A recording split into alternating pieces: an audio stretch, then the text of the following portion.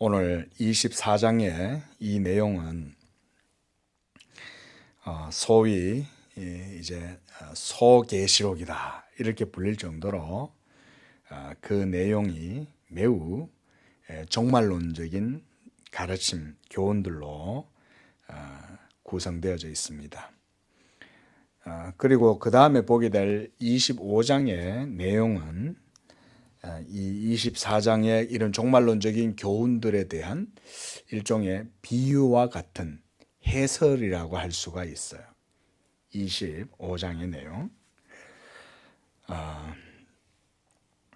이 종말이라는 말은 우리가 마지막 일들이다 이런 말이죠. 마지막에 어떤 일이 일어날 것인가. 그래서 우리가 이 종말론을 우리가 신학에서도 이 종말에 대한 종말론이 있습니다. 그 조직 신학에서도 종말론이 따로 또 다루어질 정도로 그 주제가 커요. 그리고 뭐 세상의 마지막이 왔다 이래가지고 이제 재림론을 주장하는 사람들도 이단들이 많이 있었죠. 뭐 이장님이라든가 그렇죠. 뭐 이 세기말적인 그런 막 이제 교훈들을 퍼뜨려 가지고 사람들을 미혹하고 이렇게 해서 세상을 막 도탄에 빠뜨리는 사람들이 역사 속에 많이 있었습니다. 오늘날도 이런 종말론자들이 적지 않이 있고요. 그래서 우리가 성경을 볼 때 이 종말을 어떻게 이해하는가, 성경적으로 이해하는 것이 참 중요하다고 생각이 됩니다. 그 자칫하면 이 세기말적인 그런 어떤 이 종말론적인 정신에 사로잡히면 모든 일을 다 손 놓잖아요. 이제 세상의 마지막이 왔는데 뭐 일할 게 있냐 이러면서 막 이제 방탕하게 모든 것을 다 탕진하고 그저 뭐 회의적이고 이제 염세주의에 빠져가지고 그렇게 사는 사람들도 있죠. 그런데 성경에서도 이 종말이라고 하는 가르침이 있는데, 그러나 성경은 그런 종말이 가까울수록 그저 이제는 다 끝났으니까 먹고 마시고 취하고 즐기자 이런 것이 아니고, 도리어 그런 때가 가까우면 가까울수록 정신을 차려야 한다 이렇게 이제 사실은 성경은 그런 논조로 말씀을 하고 있다고 볼 수가 있습니다. 이제 이 본문에서 내용에서 먼저 1절과 2절에서 예수님께서 제자들에게 성전을 가리키면서 이제 말씀을 하셔요. 그래서 1절에 보면 성전에서 나와서 가실 때에 제자들이 성전을 가리켜 보이려고 나오니 예수님이 그 성전에 대해서 이렇게 말씀하셨다. 그 말씀이 2절입니다. 뭐라고 말씀하셨냐면, 너희가 이 성전의 모든 것을 보지 못하느냐. 내가 진실로 너희에게 말하노니 돌 하나도 돌 위에 남지 않고 이것들이 다 무너뜨려 지릴 것이다. 이렇게 말씀하는 거예요. 자, 여러분, 이 유대인들에게 있어서, 유대 종교에 있어서 성전이라고 하는 것은 우리가 지금까지 봐왔듯이 한마디로 이스라엘 종교의 생명과 같은 거죠. 사실은 하나님의 보좌가, 하나님의 좌소가 바로 이 성전이라고 할 때, 유대인들이 하나님을 섬긴다는 것은 곧 성전을 섬기는 것과 마찬가지였어요. 왜냐하면 하나님이 거기에 임재하시는 것이니까. 얼마나 성전이 그들에게 있어서 중요했겠습니까? 그런데 예수님께서 이 말씀을 이렇게 하시는 거예요. 돌 위에 돌 하나도 남지 않고 이 모든 것들이 다 무너뜨려질 것이다. 그 제자들이 이 말씀을 듣고 굉장히 충격에 사로잡혔겠죠. 왜냐하면 예수님의 말씀은 이게 장난이 아니잖아요. 예수님의 말씀은 풍랑도 멈추기도 하고 죽은 자도 살리기도 하고 안진뱅이와 눈먼 자도 고치고 오병이어 칠병이어의 기적을 행하시는 그런 주님이시잖아요. 이 주님이 이런 말씀을 하실 때는 제자들이 상당히 놀라는 거예요. 왜냐하면 제자들은 무슨 생각을 했냐면 그리스도의 나라가 왕국이 이루어지면 자기들도 그 나라에서 한 자리씩 차지할 것이고, 그렇게 해서 그리스도의 나라가 승리하면 자기들은 그 그리스도의 나라에서 정말 복되고 아름다운 그리고 그런 영광을 누릴 것으로 기대를 하고 있었는데, 도리어 이 눈에 보이는 큰 이 성전이 넘어지게 될 것이다, 이런 말을 하니까 그들이 상당히 충격을 받지 않을 수가 없었던 거예요. 그랬겠죠. 그렇죠? 그러니까 이 제자들이 상당히 이제 두려운 거예요. 그러면서 예수님께서 그때부터 이제 이 장차 다가올 일들에 대한 예언의 말씀, 종말론적인 사건들에 대한 내용을 얘기를 하시는 거예요. 자, 우리가 지금 읽고 있는 이 24장과 앞에서 봤던 우리가 21장에서부터 계속 쭉 봐오고 있는 이 내용들은 결국은 뭡니까? 예수님이 이제 예루살렘 성에 나귀를 타고 입성하시고, 그러면서 언제까지 이제 연결이 됩니까? 그리스도께서 고난당하시는 그때까지 다 연결이 되는 거예요. 예? 그 과정에서 지금 이 말씀 하신다는 것은 뭐냐면, 결국은 예수님의 사역에 이제 막바지에 이르러 간다는 것을 보여주는 거죠. 그리고 그런 막바지에 이룰수록 예수님이 이제는 하실 말씀을 다 해주고 있는 거예요. 그렇죠? 전에는 예수님이 함구령도 내리고 네가 나에게서 이렇게 고침받았다는 얘기를 하지 말아라든가 뭐 이런 식으로 그리스도께서 자기의 사역들을 은밀하게 행하셨지만은, 이제는 막바지에 이르렀기 때문에 더 이상 그렇게 하실 수가 없는 거예요. 장차 일어날 일들에 대해서도 제자들한테 다 알려주셔야 되는 거예요. 그래야 그런 일을 당했을 때 제자들이 믿음을 잃지 않고 당황하지 않을 거 아니에요. 그렇죠? 그래서 그런 의미에서 지금은 이제 막바지를 향해 가고 있다. 자, 이 성경에서, 신학에서도요, 이 종말론은 상당히 어렵습니다. 이 종말이라고 하는 것은 세상의 마지막 날을 의미하는데, 그러면 그 마지막 날이라는 게 그 시점이 정확하게 언제냐, 우리가 이런 것들을 딱 특정한다는 것은 굉장히 어려워요. 그게. 그런데 성경에서 성경을 가지고 풀어내다 보면은 그래도 어느 정도 실마리들은 있어요. 전혀 실마리가 없는 것은 아닙니다. 그러함에도 불구하고 세상의 마지막 날, 그 언제냐면 예수님이 재림하시는 그때가 완전히 끝나는 거예요. 페이드 아웃. 완전히 그때가 엔딩이 되는 거예요. 예수님이 오시면. 그러면 그 전에 일어나게 될 많은 일들이 있을 거라는 거죠. 그런 것들을 기점으로 해가지고 예수님이 여러 가지 이제 설명들을 해주시는데, 이렇게 예수님이 오시면은 모든 것들이 다 끝나게 되는 그때가 됐을 때 또 한 가지 어떤 일이 일어나냐면 온 세상의 복음이 다 전파되는 거예요. 예수의 복음이 땅 끝까지 다 전파가 되면, 그때가 되면 예수님이 오신다 그랬거든요. 또 한 가지, 그 예수님이 재림하시는 그 날은 아무도 모른다는 거예요. 하늘의 천사도 몰라요. 그리고 심지어 오늘 본문에서는 아들도 그 날을 모른다 그래요. 예수님 자신도. 왜냐하면 그것은 아버지 하나님의 정하신 때가 있기 때문에, 그 때가 되어야 예수께서 오실 것이다, 이제 이런 얘기인 거죠. 자, 이렇게 볼 때 이 종말이라고 하는 것은 어느 정도 이제 좀 아웃라인은 있는 거예요. 전혀 없는 거 아니에요. 성경이 그런 건 있습니다. 그런 것을 따라서 우리가 조금 성경을 이제 추측하다 보면, 마지막 때라고 하는 것은 결국은 예수님이 와야 마지막 때지만 이 천국 복음이 땅끝까지 모든 세상에 다 전파되어야 예수님이 그때 오시는 거고, 그때가 이제 이 세상의 역사가 끝나는 그때가 되는 거예요. 그리고 완전히 종말이 그때가 되면 이루어지는 것, 그렇다는 거죠.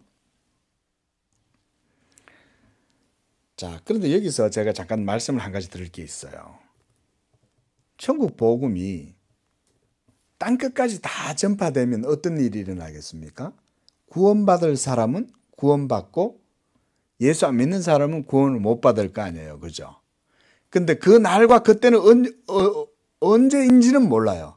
그러나 분명한 건 모든 복음이 온 세상 땅끝까지 다 전파돼서 복음을 듣지 못하는 사람이 없게 되는 거죠.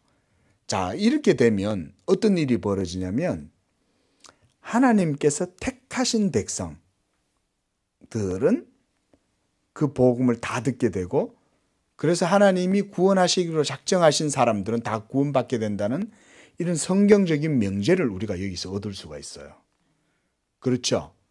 하나님께서 택하신 백성이 있어요. 그 택하신 백성이 지금 아직 안 태어났을 수도 있어요. 그렇죠? 예? 아직도 어느 나라, 어느 곳, 우리나라도 마찬가지고, 그 택하신 백성들이, 구원받을 백성들이 그 구원 얻을 그 수요 있잖아요. 수요.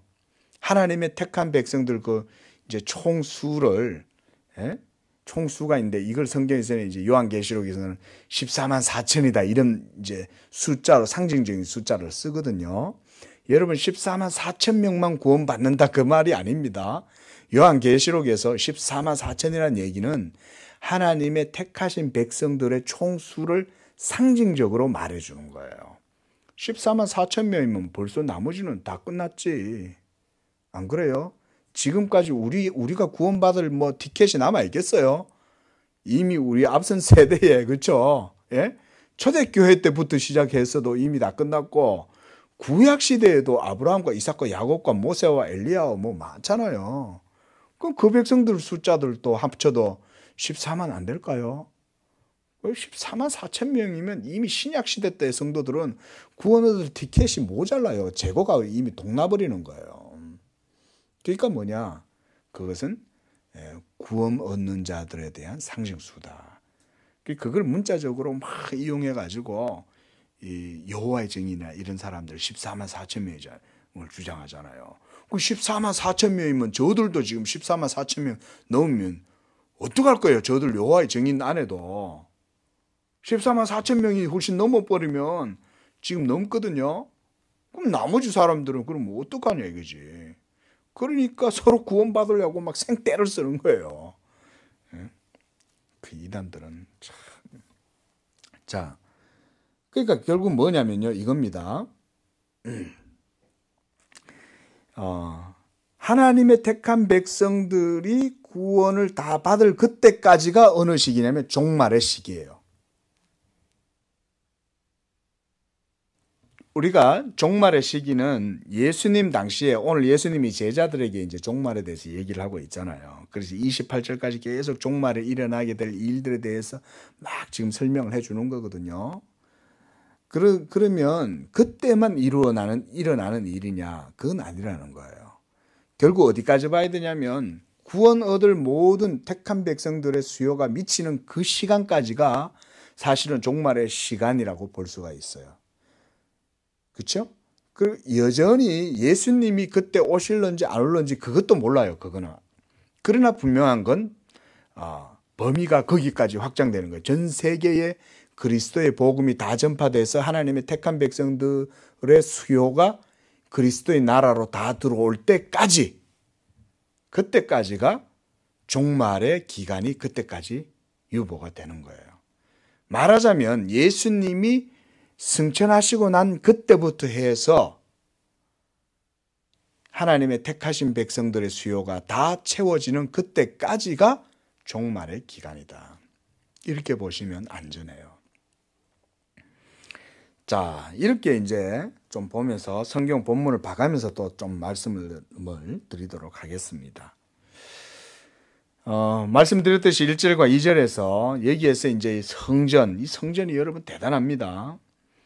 어느 정도로 크냐면 이 요세푸스의 기록에 의하면 이 성전 기둥에 이 사용된 그 돌들, 성전 벽에 사용된 돌들, 이런 돌의 크기가요, 가로로 6.75m, 세로로 3.6m, 그리고 높이가 5.4m였어요.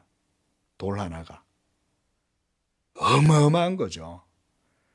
그리고 이 성전은 솔로몬 성전이 아닙니다. 그것은 이미 주전 586년에 느부갓네살 대왕에 의해 가지고 다 파괴가 되었어요. 그러고 난 이후에 우리가 바벨론의 3차 기한이 있죠. 바벨론 포로되었다가 다시 이 고레스가 칙령을 반포한 이후에 다시금 이스라엘로 포로들이 기환을 하잖아요. 이제 3차 기환이 있는데 그 기환 후에 이 세워진 성전이 스룹바벨 성전이에요. 이것이 이제 520년에 재건이 돼 가지고 신약 시대 때까지 보존이 돼 와요. 그러다가 이 에돔 사람인 이 헤롯 대왕이 이 유대인의 왕이 돼요. 유대 분봉왕이 돼요. 로마의 집권 시기에. 그래서 이 사람이 그쪽으로 이제 말하자면 이제 책봉을 받은 거죠. 그래서 거기에서 BC 19년부터 이것을 이제 즉위한 지 18년 만에 이제 이 10,000명의 인부를 동원해 가지고 유대인들의 환심을 살려고. 자기는 이제 뭐 말하자면 이제 뭐 정통 유대인이 아니잖아요. 그 유대인의 왕으로 지금 지가 책봉이 됐으니까 자기의 정치적인 이제 자리를 지켜야 되잖아요. 그 가만히 보니까 뭐가 좋겠냐 했더니 유대인들에게 제일 중요한 게 성전인 거예요. 그러니까 자기가 성전을 개축한다는 명분으로 성전을 다 뜯어서 고치는데 말하자면 거의 새로운 성전을 지었다고도 할 수 있어요.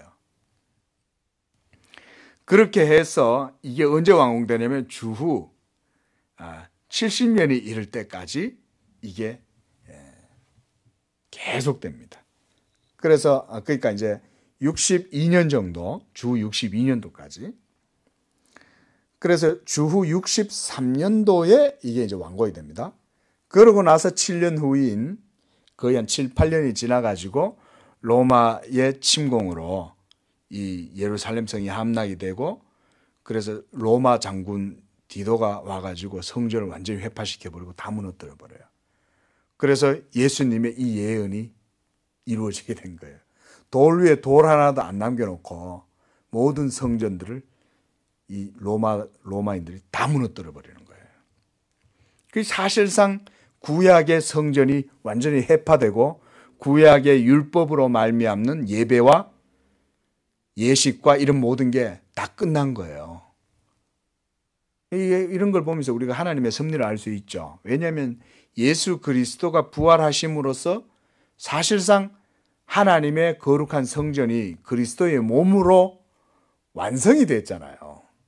그러니까 구약의 율법에 의해서 하나님을 섬겼던 그런 모형과 그림자와 상징의 역할을 했던 그런 일시적인 제사 예법들이라든가 전통들이 하나님이 싹 제거해버린 거예요. 로마라는 나라를 통해서. 그 성전이 사라져버린 거예요. 예루살렘 성전이 사라진 거예요. 사람의 손으로 지은 성전은 사라지고 하나님이 만드신 신령한 성전은 예수 그리스도의 부활로 완성됐죠. 하나님의 섭리가 이렇게 이루어지는 거예요. 자, 이 마가복음 이제 13장에도 보면은요, 이와 같은 내용이 병행이 똑같이 이렇게 거기도 병행이 되어 있습니다. 그 다음 누가복음 21장에 본 내용이 또 있고요.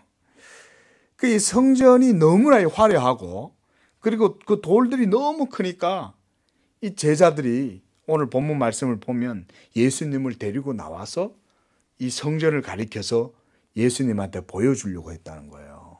보세요. 1절 다시 한번 보세요.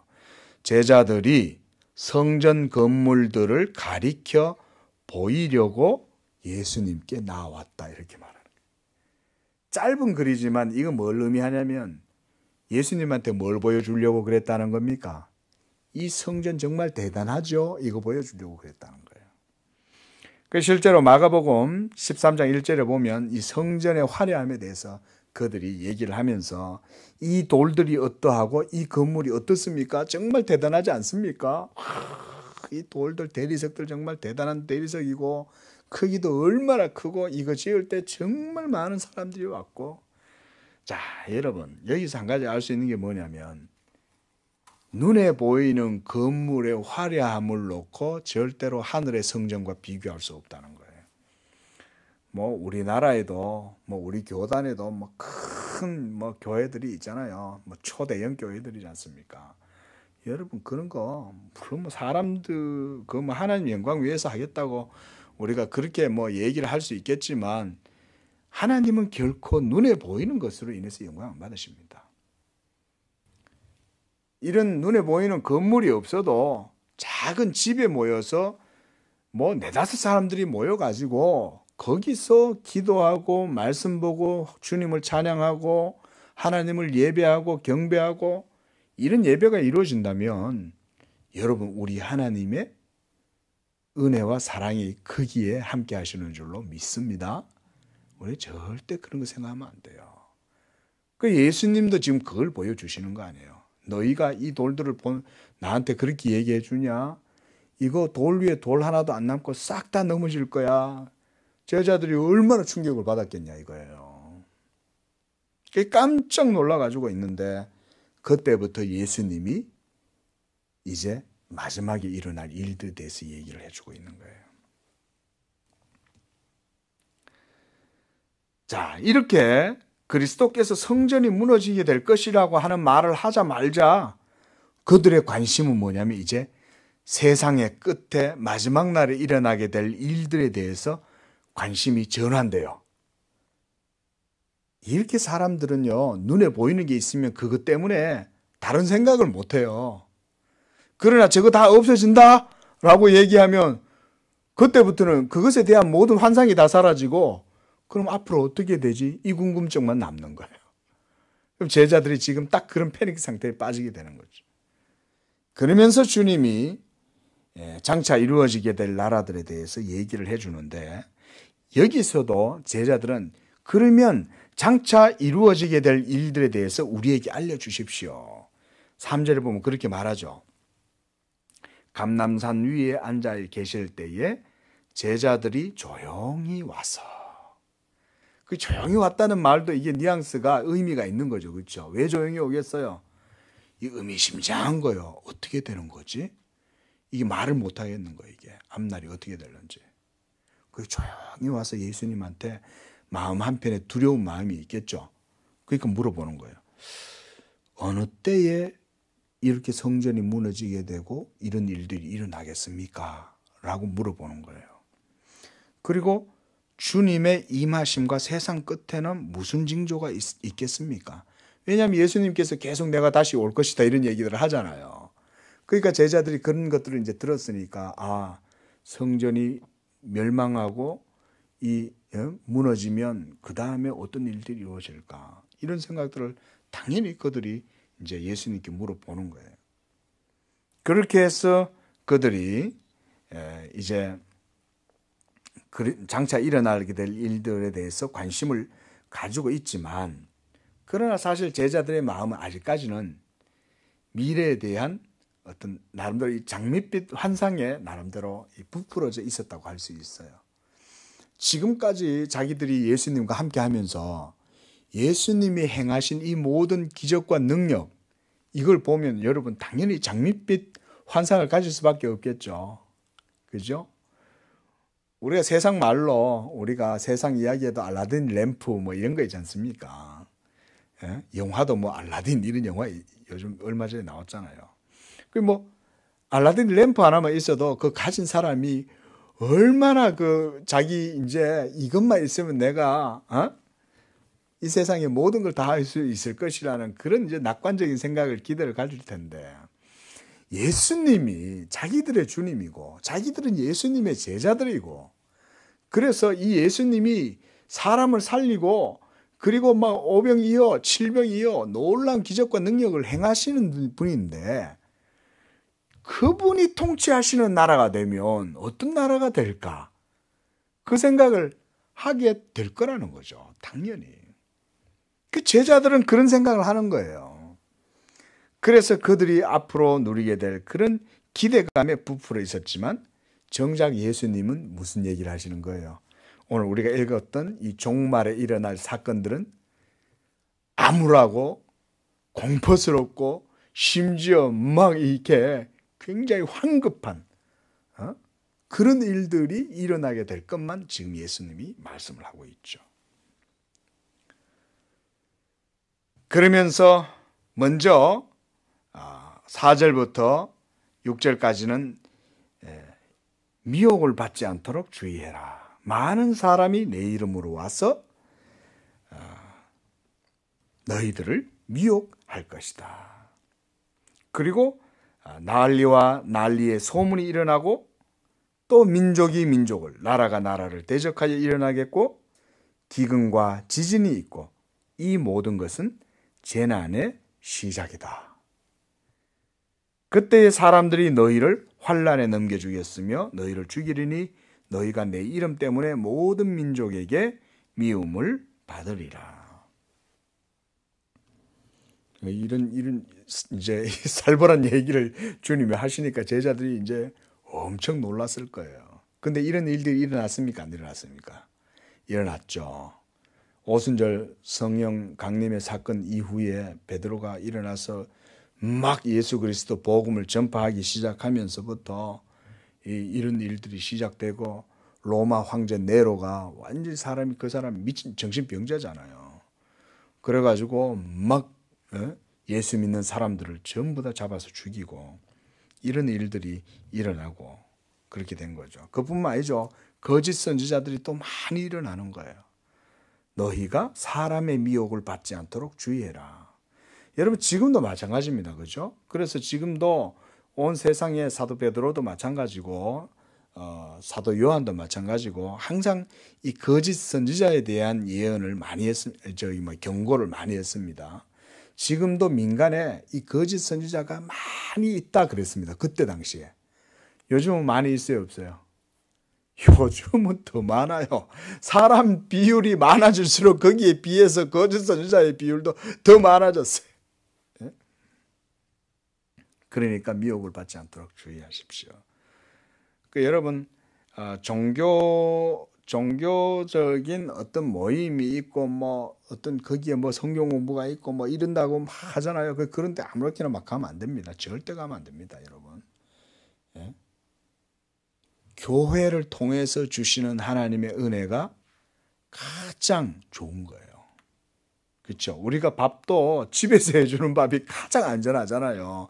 시중에 나가서 뭐 요즘 뭐 방송에 보면 뭐 무슨 어떤 식품 뭐 음식 하는 프랜차이즈 회사에서 막 제공되는 음식물들이 보니까 다 썩고 다 곰팡이 피고 막 벌레가 있고 야단 났더라고요. 집에서 먹는 밥이 제일 좋죠. 예? 이렇게 여러분 성도들도 교회에서 하나님의 말씀을 듣고 그것을 통해서 신앙생활하는 게 제일 좋아요. 그 거짓 선지자들 얼마나 많은지 모릅니다. 뭐 안상홍, JMS, 뭐 신천지, 뭐 여호와의 증인, 뭐 말도 못합니다. 제치를 안식교, 몰몬교, 뭐. 자, 그러므로 우리가요 이런 말씀들을 들을 때 이 세상에서 우리가 신앙생활을 하려면 항상 이 마음의 준비를 항상 갖추고 단도리를 딱 하고 신앙생활을 해야 돼요. 세상이 결코 그리스도와 십자가의 복음을 달가워하지 않는다. 왜냐하면 9절에 보면 그때 사람들이 너희를 환난에 넘겨주고 너희를 죽이리니 너희가 내 이름 때문에 모든 민족에게 미움을 받게 될 것이다. 모든 민족에게 받는다. 이거 모든 민족. 그러므로 우리가 이런 미혹에 대해서 항상 주의를 해야 될 뿐만 아니라 신앙생활을 할 때 인내해야 한다는 사실도 기억해야 돼요. 우리가 믿음으로 하나님의 복을 받고 또 하나님의 은혜와 평강을 누리기도 해요. 그럼에도 불구하고 이것은요 참 진리이기 때문에 이 타락하고 부패한 세상의 죄인들에게는 복음이 항상 거리끼고 배척당한다는 겁니다. 그걸 기억해야 됩니다. 그래서 편안하게 신앙생활 하시려고 생각하면 안 돼요. 항상 긴장의 끈을 늦추면 안 돼요. 늘 이 세상에서 우리는 나그네요. 우리는 그냥 이방인처럼 이 세상에서 사는 거예요. 주님의 나라가 완전히 이루어지는 그날까지는. 그러니까 이 세상에서 너무 취하려고 하고, 이 세상에서 너무 안주하려고 하고, 이 세상에서 너무 만족을 누리려고 하면 신앙생활 할 수가 없습니다. 왜냐하면 우리의 신앙의 본질은 저 하늘에 있기 때문에. 그래서 이 땅을 우리가 나그네처럼 살아간다.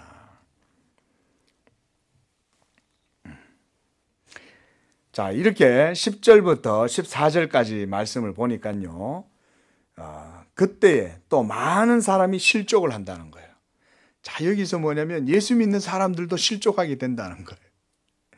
왜냐하면 그런 일들을 당하니까 실족하게 돼서 서로 잡아주고 미워하고 그런 일들이 나고, 그래서 거짓 선지자가 많이 일어나서 사람들을 미혹하고, 그래서 결국 불법이 성하여 많은 사람의 사랑이 식어지리라.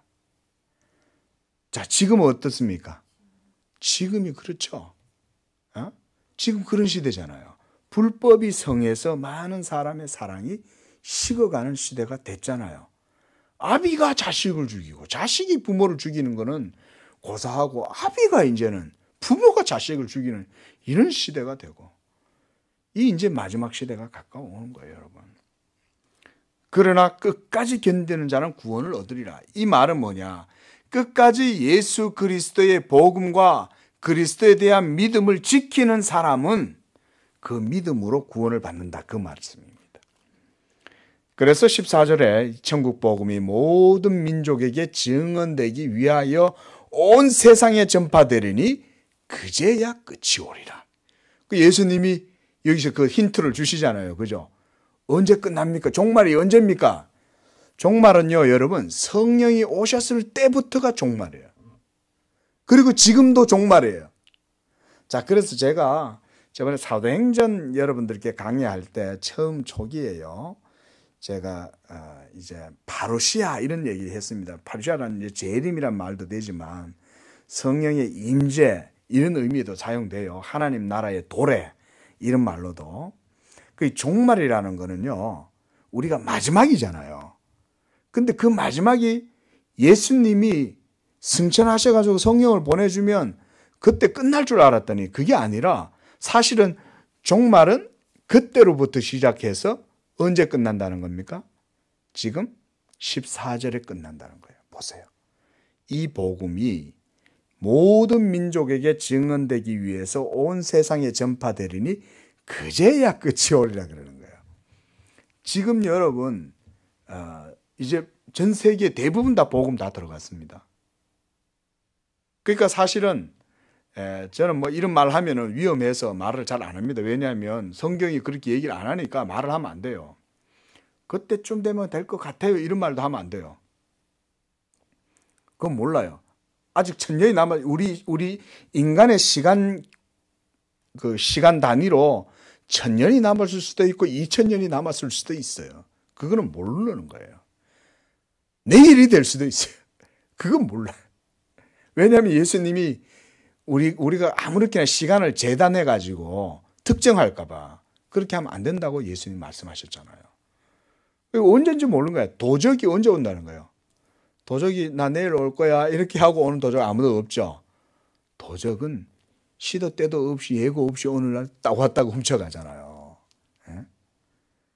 예수님도 그와 같이 오신다. 그래서 오늘 본문에도 예수님께서 그렇게 말씀을 합니다. 자, 이어서 제가 아까 14절도 설교 초기에 설교 초두에 얘기를 그렇게 말씀드렸어요. 그렇죠? 자, 그러므로 이 모든 복음이 온 세상에 전파가 되면 그때 그리스도의 복음의 나라가 승리하게 될 것이라는 것을 알 수 있습니다. 지금은 당장 예수 믿는 사람들이 이 세상에서 핍박당하고 조롱당하고 멸시당하고 그들의 믿음이 우스갯거리가 되기도 하고, 얼마나 세상에 여러분 믿음을 우습게 여깁니까? 코미디언들도 막 성경 구절을 이용해 가지고 막 개그맨들도 할렐루야 이러고 뭐 그죠? 몇십니까 이러면서 그런 거 아주 장난치잖아요. 예? 그 여러분 그런 것들도 나중에 되면 주님이 다 이 세상에 대해서는 결국은 그리스도의 나라가 승리하게 된다. 자, 15절부터 보면요. 이제 이런 환란이 일어나게 되니까 뭘 얘기하면 굉장히 황급함을 보여줘요. 이 종말이 이루어진다는 것은요. 이 황급한 어떤 위기의식, 굉장한 균열 트러블이 발생해요. 종말이 이루어질 때. 그래서 우리나라도 마찬가지였죠. 예수 믿기 시작하고 예수 복음이 우리나라 속에 막 확산이 돼가지고 복음이 엄청나게 세력을 얻으니까 그 복음에 대적해서 핍박 세력들이 일어났죠. 여러분, 일본의 압제라든가 뭐 강제적인 한일 합방이라든가 뭐 이런 것들이 이루어지게 되는 것들이 그냥 이루어지는 게 아닙니다. 다 하나님의 주권적인 섭리 아래 악마가 온 세상의 정사와 권세를 이용해 가지고요 그렇게 역사해요. 그리고 하나님도 일하시고, 그리고 그 아래에서 악마도 자기의 일을 하고, 또 악한 사람들은 또 자기들의 악한 이익을 쫓아서 또 자기가 일을 하고 그렇게 하는 거예요. 이렇게 역사가 거의 삼중적인 구조로 이루어져서 막 거대한 물결들이 이루어집니다. 그런데 그 속에서 하나님의 복음의 나라, 그리스도의 나라도 그 속에서 일해요. 하나님의 은밀한 섭리 속에. 그게 우리 한국에서 놀라운 복음의 역사가 일어났지 않습니까? 그래서 우리나라 선교 초기에 얼마나 많은 핍박과 순교자들이 일어난지 몰라요.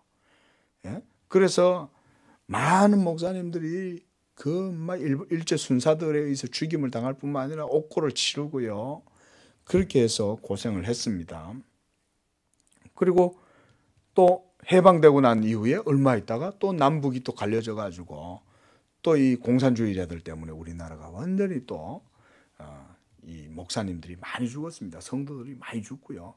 구덩이 파놓고 거기서 그냥 소위 그 따발총 있잖아요. 따발총. 북한군들, 괴뢰군들의 따발총. 그러니까 나는 그 무조건 무차별 난사해서 애고 어른이고 뭐야 다 그냥 그 몰아놓고 예수 믿는다는 사람들 다 죽은 거예요. 자, 이런 환란들이 초대교회 때만 있었던 게 아니라 복음이 전해지는 어느 곳에나 이런 환란들이 있어요. 왜냐하면 자 보세요. 예수님의 성령이 임하시고 나서 그때로부터 시작해서 지금까지 모든 세대가 무슨 때라고요? 종말의 때이기 때문에 그런 거예요. 그래서 어디서든 그리스도의 복음이 전해지면 그리스도의 교회가 세워지고 그리스도의 교회가 세워지면 이러한 일들이 종말론적인 이런 사건들을 성도들이 겪게 되었다.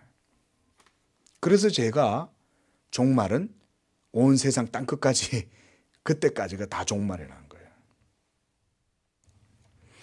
그래서 지붕에 있는 자는 집에 물건을 가지고 내려가지 말고 유대에 있는 자들은 산으로 도망가고 18절에 밭에 있는 자는 겉옷을 가지러 뒤로 돌이키지 말고 그날에 아이 뵌 자들과 젖먹이는 자들에게 화가 있을 것이다. 이거 뭐냐면요.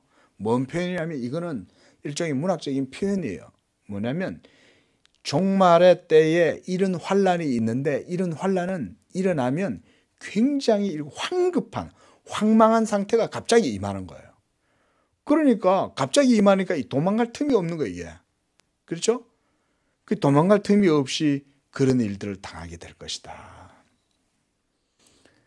그러므로 선지자 다니엘이 말한 바 멸망에 가증한 것이 거룩한 곳에 선 것을 보거든 유대에 있는 자들은 산으로 도망할지어다. 이렇게 해서 21절부터 24절까지 예수님은 또 큰 환란에 대해서 얘기를 합니다.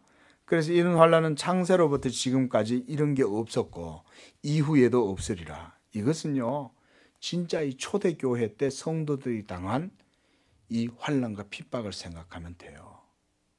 그래서 여러분 이 기독교가 이 콘스탄틴 대제에 의해 가지고 기독교가 국교로 공인이 되기 전까지 많은 그리스도의 교회와 성도들이 핍박을 당했잖아요.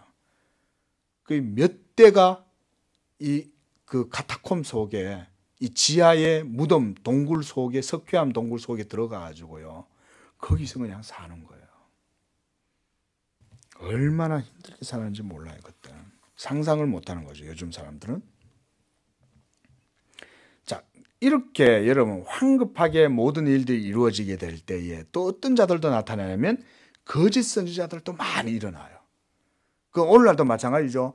종말론적이고 세기말적인 공포가 엄습하면 반드시 그걸 이용해서 미혹하는 자들이 일어납니다. 그렇죠? 예? 그 1992년도입니까? 그때 언제였죠? 그 다미성교회 예? 이 예수님 이제 온다고 그래가지고 그때 10월 달인가요? 막 야단 났었어요. 그랬는데 막 방송에서도 막 대서 보도하고 그랬어요. 어? 방송에서도 보도하고 막 야단 났다. 그런데 그때 제가 군대에 있었거든요. 나도 군대에 있는데 어려서부터 성경을 배웠지만 괜히 한편으로 겁이 나는 거야. 혹시 진짜 뭐 일어나나? 괜히 군대에 있는데 그런 겁이 나는 거예요, 이게. 그랬던 기억이 나요.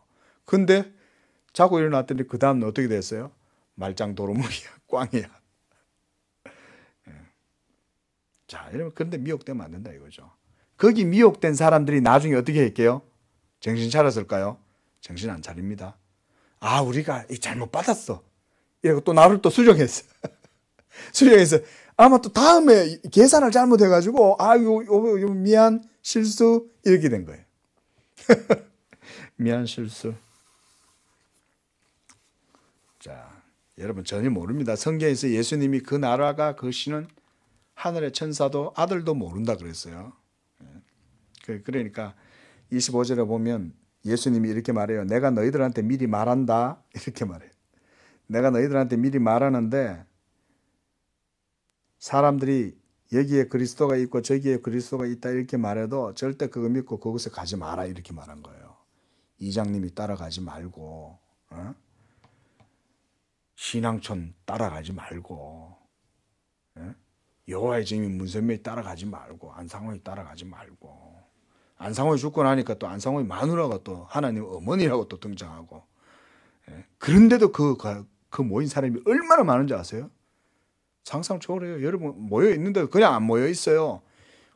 군인들 해병대 군인들 그 나열해 있는 것보다 더 정확하게 다 이렇게 줄을 세워가지고 앉아갖고요. 해병대 박수는 저리 가라요. 그렇게 열광적으로 거기서 하나님을 모시고 예배를 드리고 있는 사람들이 적지 않습니다. 뭐 얼마 전에 뭐 신옥주라는 이단도 그렇죠. 데리고 피지섬에 갔대잖아요. 그거 가가지고 그거가 파라다이스라고 데려가가지고 그거가 뚜르게 패다가 지금 징역 7년을 지금 맞아가지고 그 왜 가냐 이거예요. 그런데 왜 갔겠어요? 성경을 모르니까 그냥 예수님이 그런데 따라가지 마라 그랬는데 다 따라가지고 그 일을 치르는 거죠. 집 버리고 자식 버리고 남편 버리고 부인 버리고 다 끌려가요. 패가망신하는 거죠. 자, 그래서 이렇게 말합니다. 28절에 보면 죽음이 있는 곳에는 독수리들이 모일 것이다. 이 말이 뭐냐면 거기 다 생명이 없다 이거예요. 이단들이 모여가지고 여기가 그리스도고 저기가 그리스도가 있다 이렇게 주장하는 거기는 생명이 없고 썩은 시체들만 있기 때문에 거기는 독수리나 까마귀밖에 날릴 게 없다 이 말인 거예요. 그 말씀하시는 거예요. 지금. 그러나 예수님이 오실 때는 어때요? 번개가 동편에서 서쪽까지 번쩍임처럼 번쩍하듯이 예수님은 순간에 온 지구상 전체에 다. 자, 지구는 구형이죠. 둥그렇잖아요. 그럼 지금 이 위에 지금 예수님이 나타나셨어요. 그러면 지구 반대편에 있는 저 시카고에 있는 사람들은 어떻게 알 수 있냐 이거예요. 온 지구에 있는 모든 사람이 동서남북 할 뿐만 아니라 지구 반대편에서도 그리스도의 영광은 다 볼 수 있을 정도로 전 우주적인 재림이 이루어지는 거예요. 그 걱정하실 필요 없어요. 우리의 예수님 어떤 사람 그래요? 예수님이 그러면 우리 한국 시간 오전 12시면 저쪽 미국 쪽에서는 어떻게 합니까? 막 이런 질문을 하는데 그거는 그리스도의 능력과 하나님 나라를 오해하였노라. 그렇게 되는 거죠. 자, 그런데요, 이렇게 종말의 시간 속에 일어나게 되는 일들은요, 또한 징조를 포함합니다. 그래서 30절에 보면 그때란 말은 이제 종말의 때 이 말입니다. 이제 기억하셔야 돼요. 종말의 때는 언제냐? 성령이 임재하시고부터 온 세상 땅끝까지 복음이 전파될 그 시간대가 이제 종말의 시기예요. 지금 그렇게 딱 이제 기억하시면 됩니다. 그러니까 우리도 지금 종말의 때를 살고 있는 거예요. 그때의 인자의 징조가 하늘에서 보여요. 그리고 땅의 모든 족속들이 통곡하면서 인자가 구름을 타고 능력과 큰 영광으로 오는 것을 보게 될 것이다. 그러니까 이것을 보게 될 것이라고 이렇게 얘기했는데 못 보는 사람들이 있어요. 이 징조를. 왜 못 볼까요? 예? 이 세상 사는 일에 취해가지고 못 보는 거예요. 자, 그래서 예수님이 그 밑에서 이렇게 얘기해요. 제가 이제 좀 건너뛰는 겁니다. 지금 시간이 없어서. 32절에 보면 무화과나무의 비유를 배워라. 그 가지가 연해지고 잎사귀를 내면 여름이 가까운 줄 아나니 이와 같이 너희도 이 모든 일을 보거든 인자가 가까이 문 앞에 이른 줄을 알아라. 그렇게 얘기하는 거예요. 자, 예수님이 이 말씀하시는 이유가 뭐예요? 내가 올 때가 되면 그런 징조가 하늘에서 보일 거야. 그러니까 너희가 정신 바짝 차리고 그 징조를 잘 읽어. 그래서 그 무화과 비유를 그렇게 보여주는 거예요. 무화과 나무에서 이제 연한 잎이 나오고 연한 가지와 잎이 피고 이제 열매가 열리면 여름이 가까운 줄 아는 것처럼 내가 올 때가 되면 그런 징조가 나타나게 될 거야. 그 얘기인 거예요. 그러면 어떻게 해야 됩니까? 정신 차리고 있어야 되는 거죠. 그 정신을 안 차리고 있으면은 그냥 패스. 지나가는 거예요. 그냥 까먹어버리고 못 보는 거예요. 못 읽어내는 거예요. 그 징조를. 그래서 34절에 내가 진실로 너희에게 말하노니 이 세대가 지나기 전에 이 일이 다 일어나리라. 실제로 일어났고 그리고 모든 교회사에서 이런 일들은 많이 일어났어요. 그리고 온 세상의 복음이 마지막에 전파될 때에도 그때까지도 계속 이 일은 곳곳에서 그리스도의 나라와 교회가 세워지고 복음이 전해지는 곳에는 이런 일들이 반복적으로 일어날 가능성이 높습니다. 지금도 많습니다, 여러분. 지금도 핍박당해서 죽는 사람들, 특히 이슬람권 안에 들어가면 지금은 그런 데가 많죠.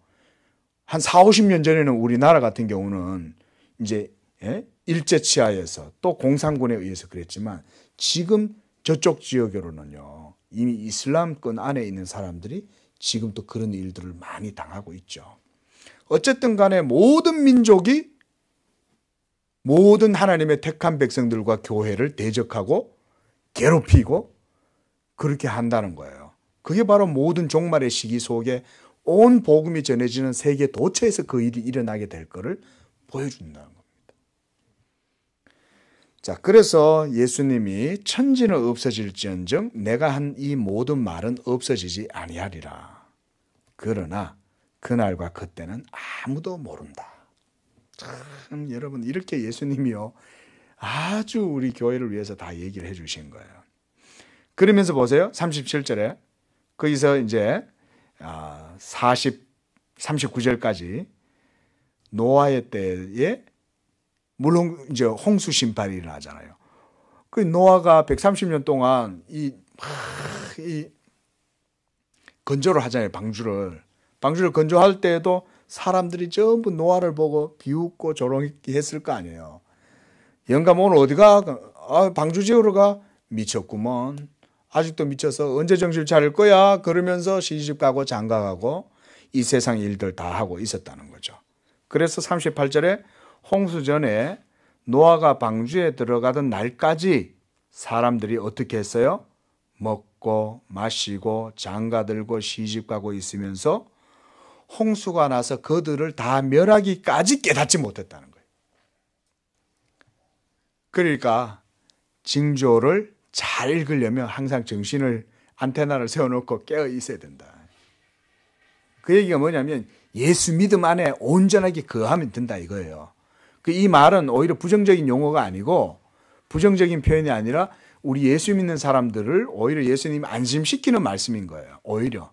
왜냐하면 예수 그리스도를 믿는 믿음에 우리가 더욱더 이렇게 깊이 우리가 창념하면 창념할수록 민감해지겠죠. 영적으로 깨어 있어서. 그렇죠? 할렐루야. 그런 우리의 믿음이 돼야 된다. 이 세상에 취해 있으면 안 되는 거예요. 예수 믿음이 깊어지면 깊어질수록 이 세상에 소망을 두는 게 아니라 하나님 나라와 장차 이루어지게 될 그리스도의 나라에 대해서 생각을 하겠죠. 그러려면 뭘 기다리겠어요? 주님이 오실 날을 기다릴 거 아니에요. 주여 언제 오시나이까 언제 오시나이까 이거 생각하는 사람은 징조를 읽어내겠죠. 그죠? 예? 깨어 있으니까. 그런 우리 양재교회 성도님들 다 될 수 있기를 바랍니다. 그런 믿음 갖고 있어야 돼요. 언제 주님 오시나? 주님 좀 빨리 오시면 안 돼요? 이런 마음으로 살아야 돼요. 근데 이 세상이 좋으면 어떻게 하겠어요? 주님 조금만 좀 천천히 오면 어떨까요? 제가 요즘 뭐 부동산 지금 대박 나갔고 아이고 이거 좀 누리고 살다가 좀 갔으면 좋겠는데 이런 생각하는 사람은 안 된다 이거죠. 그러므로 깨어 있으라. 42절에 주가 언제 임할는지 너희가 알지 못함이라. 깨어 있어야 돼요. 그래서 예수님 또 하나 비유합니다. 도둑이 어느 시간에 올 줄 알았다면 깨어 있어 그 집이 뚫지 못하게 하였으리라. 그러나 도적은 언제 올지 모르죠. 예? 그러니까 너희도 준비하고 있으라. 그렇게 말씀하시는 거예요. 그 인자가 생각지 않은 때에 오게 되리라. 겁나죠? 가끔 가다 저 목사인 저도 이게 어떨 때는 겁나요. 막 어떨 때는 막 저도 게을러질 때가 있잖아요. 그러면 가만히 있다 보면 오늘 겁나요. 오늘날 오셔가지고 예수님이 이렇게 갑자기 오시면 내가 그 등불을 준비하고 있지 않은 거예요, 이게 이제. 그러면 이제 야단 나는 거지, 이제. 자, 이제 이렇게 해서 45절부터 50절까지도 예수님이 계속 이제 그런 교훈을 가지고 말씀하시는데 여기서는 이제 주인과 종의 이 비유를 가지고 설명을 합니다. 그래서 주인이 올 때 종이 이렇게 하는 것을 보면 그 종이 복이 있을 것이다. 어떻게 종이 있냐?